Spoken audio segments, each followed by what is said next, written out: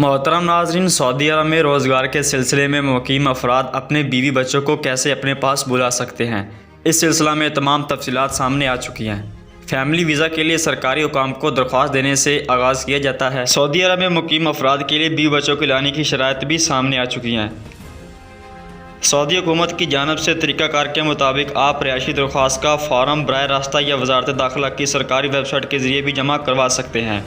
Saudi अरब में मुकीम अफराद अपनी अहलियाँ और बच्चों को उनके क़वानीन ज़वाबित के मुताबिक बुला सकते हैं। दरख्वास्त देने वालों का तल्लुक़ अपने पेशे से हो जिन्हें फैमिली स्टेटस जारी किया जाता है, जिनमें डॉक्टर्स, इंजीनियर के शोबे में काम करने वाले जैसे इंजीनियर, इस तरह फैकल्टी और शोबा तलीम से वास्ता अफराद जैसे कि उस्तादा। अहलिया का पासपोर्ट आबाई वतन का ही बना हो, इसका कोई मुतबादल नहीं हो। एक से ज़्यादा शादियाँ करने वाले को सिर्फ एक बीवी लाने की इजाज़त होगी।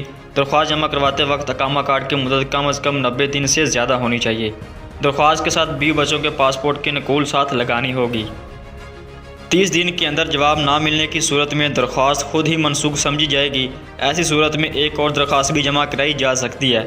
अगर दरख्वास्त मंजूर हो जाती है तो वीज़े से मुतल्लिक़ मालूमात पर मुश्तमिल एक टेक्स्ट मैसेज इस फ़ोन पर भेजा जाएगा जो दरख्वास्त में लिखा गया हो।